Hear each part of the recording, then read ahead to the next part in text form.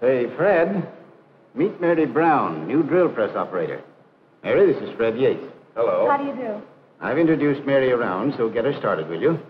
I've got to go check that new EO that's coming through. Fred will take care of you. Better remove that wristwatch, Mary. And Fred, you fix her up with one of those new safety caps. Okay. Well, let's get going.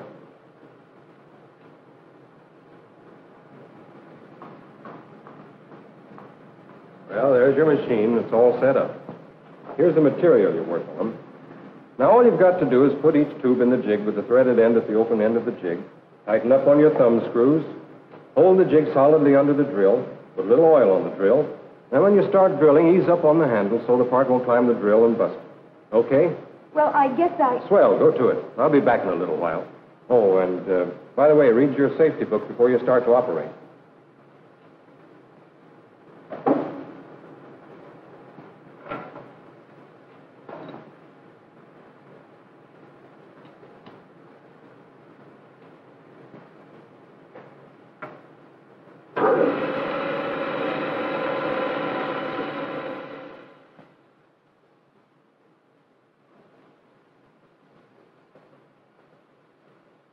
Well, how's the new girl doing? Okay, I got her started about 20 minutes ago. Fast work. Well, she seemed pretty smart. Guess I better check up on her, though, to see how she's making out.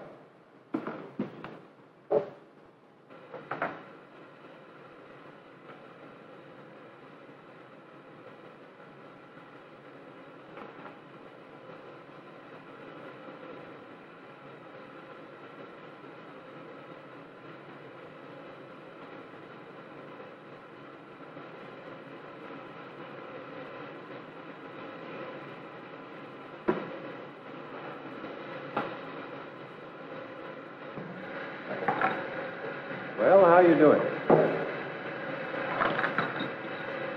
Are they all right? Hey, not so good. I was just doing what I was told. Look, you couldn't have been. On two of these, the holes are in the wrong end. Well, I guess I'll have to show you. Now, look. First, you put the piece of stock in the jig with the threaded end toward the open part of the jig. You tighten down on the thumb screw. Then while you hold the jig solid under the drill, you take this brush and you brush on a little oil. Now, you drill with a steady pressure. You ease up a little on the handle as you feel the drill cutting through. And after you've pulled out the drill, you take the part out of the jig and you put it in the box with a hole toward the front. Now, you can do that. There's nothing to it. Go ahead, drill a dozen or so. I'll be back in a little while.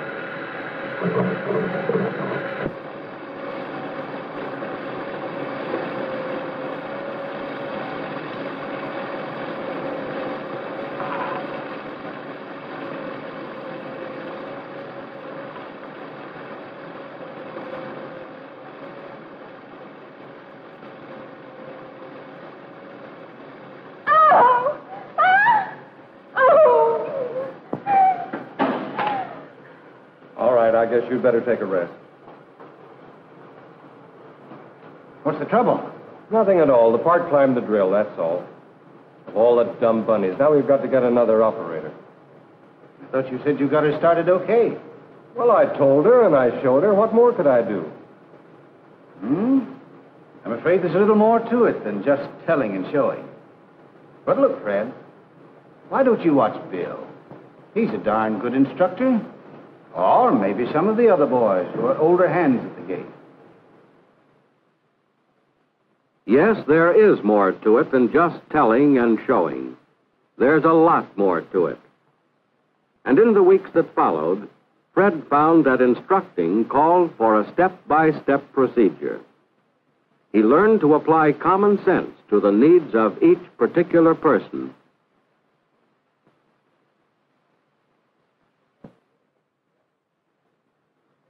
What kind of a drill press did you operate? Oh, I worked on one just like this. Good. Then you won't have a bit of trouble.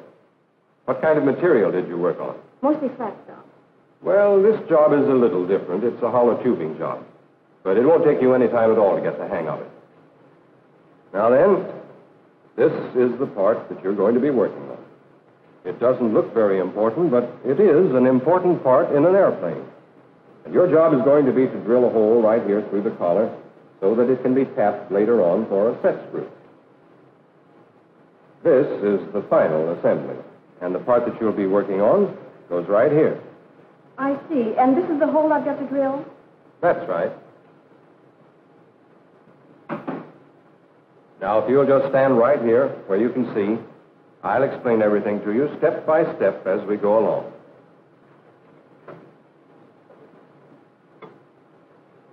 All set? All set.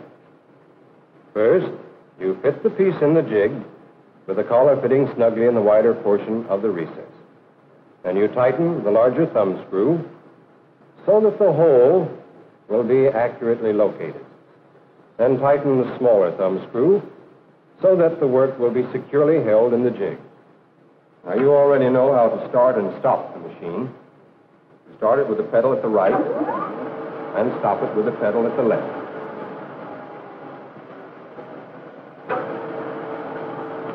Now, hold the jig firm so that the work won't move during the drilling operation. Take this brush and put a little oil on the drill. We use oil to keep the end of the drill from burning and to wash away the chips from the hole as the drill cuts through. Now, to drill the hole, you apply a steady pressure to the handle so that the drill cuts even. When you feel the drill cutting through, you ease up on the pressure so that the hole will be cleared out without the drill grabbing. Then remove the drill, take the part, and stack it in the tote box with the hole toward the front end. All right. Now I'll drill another one. But this time, you tell me what to do and just how I'm to do it. All right. Well, first you put the tubing in the jig so that it fits in the recess. Now you tighten the large thumb screw. And now you tighten the smaller thumb screw. Now place the jig firmly under the drill. Now you oil the end of the drill. Now you bring down the drill with a steady pressure on the handle. That's right. But this drilling operation is all in getting used to the feel. Here, put your hand over mine as I press down on the handle.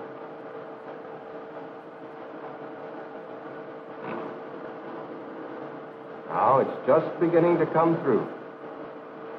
Feel the difference in the pressure? And so you ease up on the pressure. That's right. Now you remove the drill, take the piece out of the jig, and place it in the tote box with a hole at the front end. That's very good, Ellen. All right, if you'll just change places with me, we'll have you drill one. Okay. But before each move, I want you to tell me just what you're going to do and how you're going to do it. Okay. First, I put the tubing in the jig so it fits firmly in the recess. Then I tighten up on the large thumb screw and on the smaller one. Now I put the jig under the drill and hold the work firmly. I oil the end of the drill and bring down the drill with a steady pressure on the handle. That's right. This time I'll steady your hand while you're getting the feel of the drill.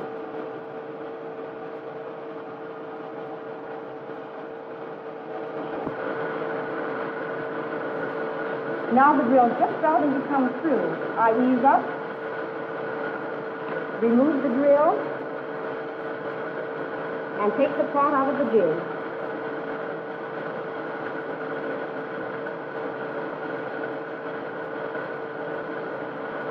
And stack the part in the tote box with a hole at the front end.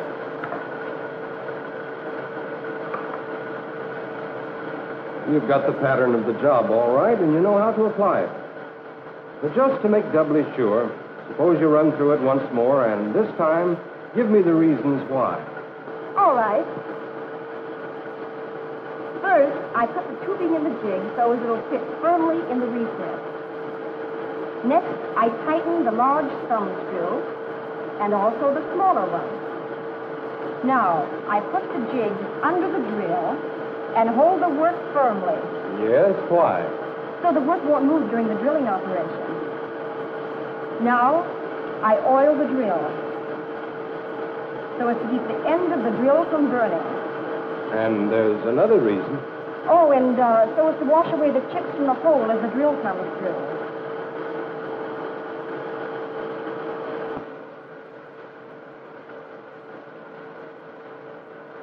And now I put the part in the coke box just like this. But why, Ellen? Why? So as it'll be all ready for the next guy.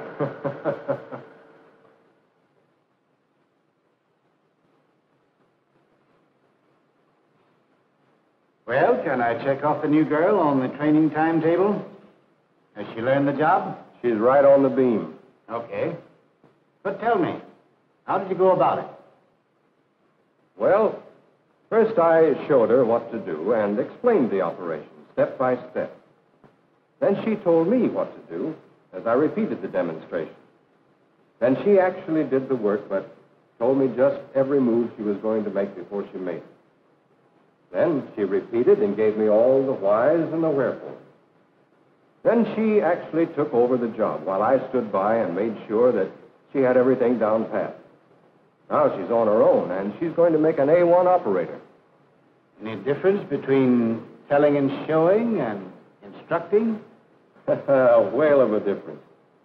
A careful instruction job may take some extra minutes at the start, but I'm here to tell you it saves time and money and a lot of headaches in the long run.